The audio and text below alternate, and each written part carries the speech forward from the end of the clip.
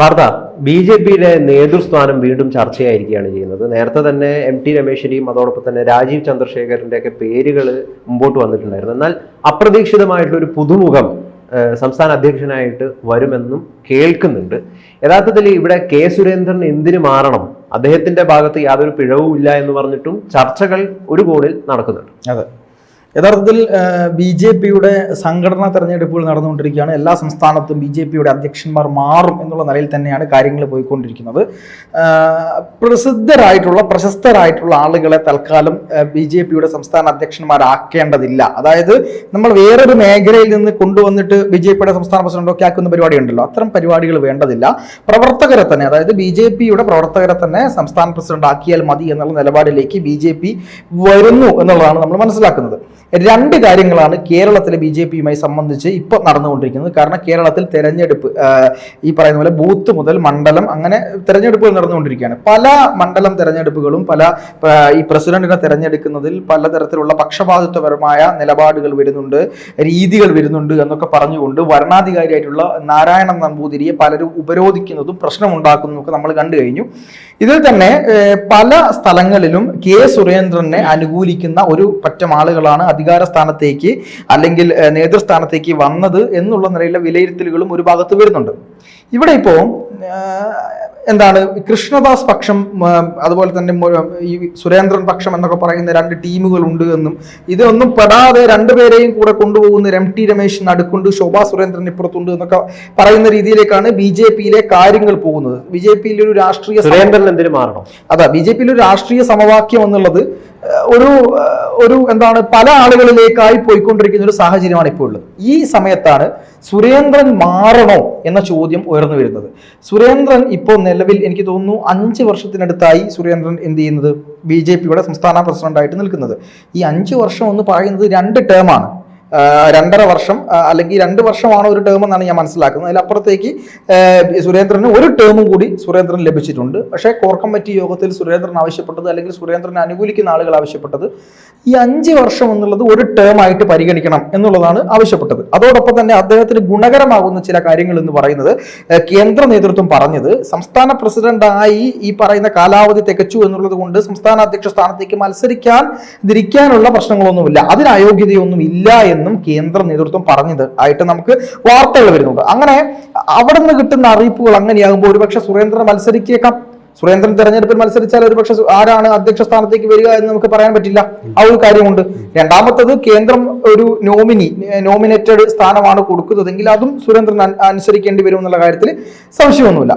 ഇപ്പം വരുന്ന ചർച്ചകള് നിയമസഭാ തെരഞ്ഞെടുപ്പ് വരെ സുരേന്ദ്രൻ തന്നെ തുടരും എന്നും കേൾക്കുന്നുണ്ട്. കാരണം സുരേന്ദ്രൻ അധ്യക്ഷ സ്ഥാനത്ത് ഇരിക്കുന്ന സമയത്ത് തന്നെ ഒരുപാട് ലാഭം ബി.ജെ.പിക്ക് ഉണ്ടായിട്ടുണ്ട്. കേരളത്തിലെ ബി.ജെ.പിക്ക് ഒരു MBA കിട്ടി തൃശ്ശൂര്. അതോടൊപ്പം തന്നെ പല മണ്ഡലങ്ങളിലും വോട്ട് വിഹിതം വലിയ രീതിയിൽ ഉയർത്താൻ വേണ്ടി സാധിച്ചു. 2ാം സ്ഥാനത്തൊക്കെ എത്തുന്ന 11 മണ്ഡലങ്ങളിലാറ്റം 2ാം സ്ഥാനത്തെത്തുന്ന സാഹചര്യങ്ങളൊക്കെ ഉണ്ടായി. ഇങ്ങനെയുള്ള ഒരുപാട് പോസിറ്റീവ് ആസ്പെക്ട് സുരേന്ദ്രൻ അധ്യക്ഷ സ്ഥാനത്തിരിക്കെ ബി.ജെ.പിക്ക് ലഭിക്കുമ്പോൾ എന്തിന് സുരേന്ദ്രൻ മാറണം, ഈ ഒരു ചോദ്യം ഉയരുന്നുണ്ട്. ഇതൊരു വളരെ പ്രസക്തമായിട്ടുള്ള ഒരു ചോദ്യം തന്നെയാണ്. തീർച്ചയായിട്ടും വളരെ പ്രസക്തമായിട്ടുള്ള ചോദ്യം തന്നെയാണ്. കാരണം തൃശ്ശൂരിൽ ബി.ജെ.പിക്ക് ഒരു MP ഉണ്ടായി. അതുപോലെ തന്നെ ആലത്തൂരിലെ തെരഞ്ഞെടുപ്പുമായി ബന്ധപ്പെട്ട് ചേലക്കരയിൽ 10,000-ഓളം വോട്ട് വർദ്ധിപ്പിച്ചു.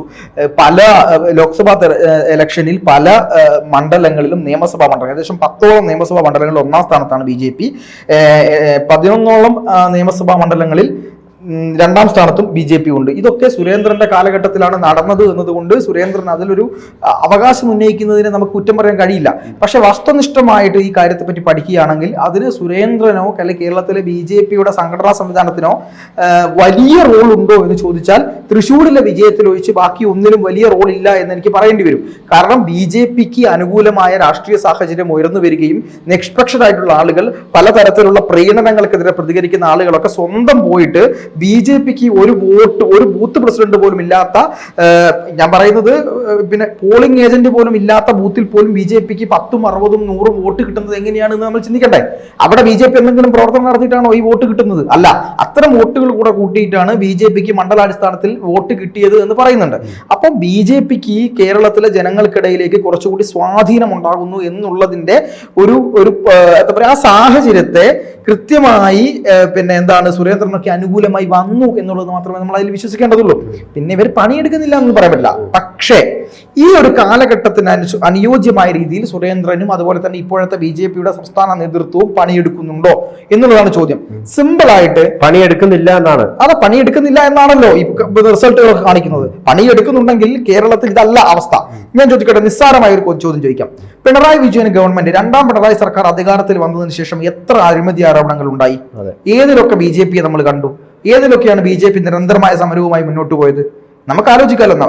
നിയമസഭയിൽ പ്രാതിനിധ്യമില്ല പോട്ടെ, പക്ഷെ പുറത്ത് നിരന്തരമായ സമരങ്ങൾ BJP-ക്ക് സംഘടിപ്പിക്കാമല്ലോ. മന്ത്രിമാരെ വഴിതടയാമല്ലോ, പുറത്തിറങ്ങി നടക്കാനാവാത്ത വിധം ഇവരെ ബുദ്ധിമുട്ടിക്കാമല്ലോ, കേന്ദ്ര ഏജൻസികൾക്ക് മുമ്പിൽ പിന്നെ കാര്യങ്ങൾ എത്തിക്കാമല്ലോ, അതൊക്കെ ചെയ്യാം. പക്ഷെ പല വാർത്ത പറഞ്ഞു വരുന്നത് സന്ദീപ് വാര്യർ ഉന്നയിക്കുന്ന ആരോപണമായിട്ടുള്ള CJP, ഈ CPM BJP അന്തർധാര സജീവമാണ്, ഒരു CJP സംഗമം കേരളത്തിൽ ഉണ്ട് എന്നാണോ? അതിന്റെ ഭാഗമായിട്ട് സമരം നടത്താൻ കഴിയുന്നില്ല, ധാരണയുള്ളതുകൊണ്ട്? അല്ല, അങ്ങനെ മാത്രം പറയാൻ കഴിയില്ല. കാരണം എന്താ വെച്ചാൽ ഭരിക്കുന്ന പാർട്ടികൾ തമ്മിൽ എപ്പോഴും ഒരു അഡ്ജസ്റ്റ്മെന്റുകൾ ഉണ്ടാവും. കാരണം കേരളത്തിൽ കോൺഗ്രസ് ആണ് ഭരിക്കുന്നതെങ്കിലും കോൺഗ്രസും BJP-യും CPM-ഉം തമ്മിൽ അന്തർധാര ഒരു അഡ്ജസ്റ്റ്മെന്റ് പൊളിറ്റിക്സ് ഉണ്ടാവും. കാരണം കേന്ദ്രം ഭരിക്കുന്നത് BJP ആണ്, കേരളം ഭരിക്കുന്നത് കോൺഗ്രസ് ആണ്. പരസ്പരം പ്രശ്നമുണ്ടെങ്കിൽ ബുദ്ധിമുട്ടാണ്. ഇനി കോൺഗ്രസ് ആണ് ഭരിക്കുന്നതെങ്കിൽ ആ ഒരു രീതിയൊക്കെ അവിടെ ഉണ്ടാവും. പക്ഷെ അതിൽ കവിഞ്ഞുകൊണ്ട് എന്തുകൊണ്ടാണ് BJP CPM-നെതിരെ ഗുരുതരമായ സമരങ്ങൾ കൊണ്ടുവരാത്തത് എന്നത് വലിയ സംശയമുണ്ട്. ആളുകളിൽ സംശയം ജനിപ്പിക്കുന്നുണ്ട്. അതിന്റെ ഉത്തരമായി പറയുന്നത് അടുത്ത തവണ കൂടി CPM അധികാരത്തിൽ വന്നു കഴിഞ്ഞാൽ കോൺഗ്രസ് പൂർണ്ണമായി തകരുമെന്നും BJP അധികാരത്തിലേക്ക് വരുമ്പോൾ ഈ ജനകീയ സമരങ്ങളൊക്കെ നടത്തിയിട്ട് അതൊക്കെ വിജയിപ്പിച്ചതിന്റെ വലിയ പാരമ്പര്യമൊക്കെ BJP-ക്ക് അവകാശപ്പെടാനുണ്ടോ നേരത്തെ? അല്ല, വേണമെന്നല്ലേ പറയുന്നേ. BJP-ക്ക് പണ്ട് ഞാൻ പറയാം, ഒരൊറ്റ ഉദാഹരണം മാത്രം പറയാം. അതായത് ശബരിമല വിമാനത്താവളവുമായി ബന്ധപ്പെട്ട് മുൻപ് കുമ്മനം രാജശേഖരന്റെ ഒക്കെ നേതൃത്വത്തിൽ നടന്ന ഒരു സമരം ഉണ്ടായിരുന്നു. ആ സ്ഥലത്തിന്റെ പേര് ആറന്മുള സമരം. ആറന്മുള സമരത്തിൽ RSS നേതൃത്വം എടുത്ത നിലപാട് എന്തായിരുന്നു? അതെങ്ങനെയായിരുന്നു അവർ വിജയിപ്പിച്ചത്? കൊക്കക്കോള കമ്പനിക്കെതിരെ സമരം ചെയ്യുന്ന സമയത്ത് CPM സമരം ചെയ്തു, അതോടൊപ്പം തന്നെ BJP-യും സമരം ചെയ്തിട്ടുണ്ടായിരുന്നു. പലതരത്തിലുള്ള, എനിക്ക് തോന്നുന്നു എറണാകുളത്ത് തന്നെ ഒരു കുടിവെള്ള സമരവുമായി ബന്ധപ്പെട്ട് BJP ഒരുപാട് തവണ സമരം ചെയ്തത് വിജയിപ്പിച്ചിട്ടുണ്ട്. ഈ പറയുന്ന ഇപ്പം മുനമ്പം വിഷയവുമായി ബന്ധപ്പെട്ട് BJP അവിടെ സ്ട്രോങ് ആയ നിലപാട് സ്വീകരിച്ചു. അത് അവരുടെ പ്രാദേശിക പ്രവർത്തകരാണ്. സംസ്ഥാന നേതൃത്വം കാര്യമായി ഒന്നും ചെയ്തില്ല. പക്ഷേ സംസ്ഥാന സർക്കാരിനെതിരായി കൊണ്ടുണ്ടാവുന്ന വികാരങ്ങൾക്കെതിരെ BJP ഒന്നും ചെയ്യുന്നില്ല എന്നുള്ളത് ഒരു സംശയമായിട്ട് നിൽക്കുന്നുണ്ട്. രണ്ടാമത്തത്, ഇനി ആരായിരിക്കും പിന്നെ പുതിയതായിട്ട് വരികയാണെങ്കിൽ വരിക എന്നൊരു ചോദ്യമുണ്ട്. ആർക്കാണ് സാധ്യത എന്നുള്ളത്? 3 സാധ്യതകളാണ് നിലനിൽക്കുന്നത്. ഒന്ന്, K. സുരേന്ദ്രൻ തന്നെ തുടരാനുള്ള സാധ്യത. 2, അങ്ങനെയാണ് അത് ചരിത്രമാണ്, മനസ്സിലാക്കണം. 5 കൊല്ലം 6 കൊല്ലം തുടർച്ചയായിട്ട് നിൽക്കുന്നത് ഒരുപാട് വിമർശനങ്ങളും അണികൾക്കിടയിൽ തന്നെ ഉണ്ടായിട്ടും വീണ്ടും തുടരുകയാണെങ്കിൽ അതൊരു ചരിത്രമാണ്. മാത്രമല്ല, ലോങ് ടൈമായി 6 കൊല്ലത്തിനടുത്ത് ഒരാൾ തന്നെ തുടരുന്നത് സംസ്ഥാനങ്ങളിൽ തന്നെ ചരിത്രമാണ് ഇപ്പൊ തന്നെ. അങ്ങനെ സുരേന്ദ്രൻ മാത്രമേ ഉള്ളൂ. രണ്ടാമത്തത് എന്താണ്, രാജീവ് ചന്ദ്രശേഖരനോ അതുപോലെ തന്നെ MT രമേശോ ശോഭാ സുരേന്ദ്രനോ എന്നുള്ള ഒരു 3 ആളുടെ പേരുകൾ പരിഗണിക്കപ്പെടുന്നു എന്നാണ് നമ്മൾ മനസ്സിലാക്കുന്നത്. കൂടുതലും ശോഭാ സുരേന്ദ്രനായിരിക്കും. അല്ല, ശോഭാ സുരേന്ദ്രനേക്കാൾ കൂടുതൽ ശോഭാ സുരേന്ദ്രന് മറ്റൊരു പ്രധാനപ്പെട്ട ചുമതല, ഒരുപക്ഷെ കേന്ദ്ര സഹമന്ത്രി സ്ഥാനമായിരിക്കാം, അല്ലെങ്കിൽ അതിലും വലിയ എന്തെങ്കിലും സ്ഥാനമായിരിക്കാം. ഇതൊക്കെ കൊടുത്തുകൊണ്ട് മറ്റൊരാളെ BJP-യുടെ സംസ്ഥാന പ്രസിഡന്റ് സ്ഥാനത്തേക്ക് പരിഗണിക്കുന്നു. അതിൽ 2 പേർ MT രമേശും രാജീവ് ചന്ദ്രശേഖരനുമാണെന്നും രാജീവ് ചന്ദ്രശേഖരനെ കേന്ദ്ര നേതൃത്വത്തിൽ കുറച്ചുകൂടെ താല്പര്യമുണ്ട് എന്നാണ് കേൾക്കുന്നത്. പക്ഷെ രാജീവ് ചന്ദ്രശേഖരൻ തനിക്ക് താല്പര്യമില്ല, താൻ കേരളത്തിന്റെ പൾസ് അറിഞ്ഞിട്ടില്ല, താൻ തിരുവനന്തപുരം കേന്ദ്രീകരിച്ച് പ്രവർത്തിക്കാനാണ് ആഗ്രഹിക്കുന്നത് എന്ന് നേതൃത്വത്തെ അറിയിച്ചു എന്നുള്ളതാണ് നമുക്ക് ഇപ്പോൾ കിട്ടുന്ന വിവരം. അപ്പം പിന്നെ MT രമേശിനാണ് സാധ്യത. പക്ഷെ MT രമേശിനെ മറ്റൊരു സ്ഥാപനത്തിന്റെ ചുമതല കൊടുത്തുകൊണ്ട് മാറ്റിയിട്ടുണ്ട് കേന്ദ്രം എന്നും പറയുന്നുണ്ട്. അതായത് തൽക്കാലം നിങ്ങൾ ഇത്തരം കാര്യങ്ങൾ നോക്കേണ്ടതില്ല എന്നൊരു പരോക്ഷമായ സൂചനയല്ലേ ആ കൊടുത്തത് എന്ന ചർച്ചകൾ BJP-ക്കുള്ളിൽ സജീവമാണ്. ഇതൊന്നുമല്ലാതെ പുതിയൊരു മുഖം പൊടുങ്ങനെ കേരളത്തിലെ BJP അധ്യക്ഷനായി വരും എന്നുള്ള ശോഭാ സുരേന്ദ്രനല്ല, K. സുരേന്ദ്രനല്ല, MT രമേശല്ല, രാജീവ് ചന്ദ്രശേഖരൻ അല്ലാത്ത ഒരു മുഖം ഒരു പക്ഷേ കേരളത്തിലെ BJP-യുടെ അധ്യക്ഷനായി വരാനുള്ള സാധ്യതകൾ, ഒരു പുതുമുഖം എന്ന് ഞാൻ പറയുന്നത് BJP സംസ്ഥാന അധ്യക്ഷൻ അല്ലാത്ത ഒരാൾ വന്നേക്കാം എന്നുള്ള ഒരു സാധ്യതകൾ പറയുന്നുണ്ട്. അതൊരു പക്ഷേ ഒരു ഫയർ നേതാവായിരിക്കാം, അല്ലായിരിക്കാം. എന്തായാലും അതിനെക്കുറിച്ച് നമുക്ക് ഒരാഴ്ചക്കുള്ളിൽ തന്നെ തീരുമാനം അറിയാമെന്നുള്ള കാര്യം ഈ ഒരാഴ്ച കൊണ്ടുകൂടി അന്തിമ തീരുമാനത്തിലെത്തും.